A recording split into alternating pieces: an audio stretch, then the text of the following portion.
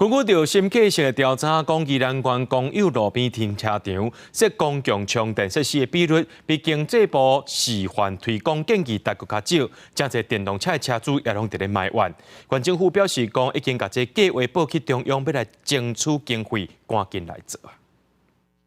电动车主充电了后，甲车驶离开停车场。不过，宜兰县的公有停车场，去互新计小指讲，公共充电设施的比率比经济部示范推广建议的要较低。真侪电动车的车主嘛怨叹讲，宜兰设置的公共充电条上少，还不够多，还不够多，怎么说？不够方便。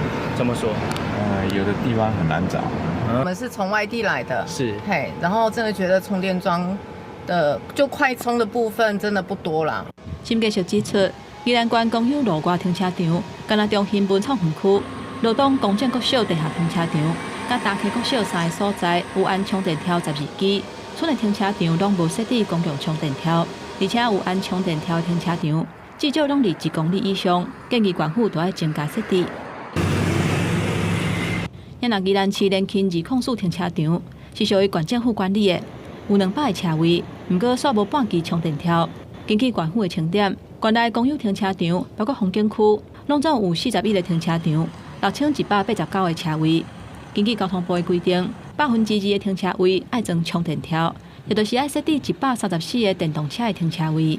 经过县府它盘点现有的41场停车场里面有6189席的一个车位，那我们预计针对这41场要做134席的电动桩的一个设施。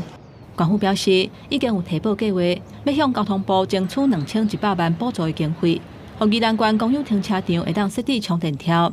专案当地的审核当中，希望宜兰县电动车使用的环境会当更较优先。记者综合报道。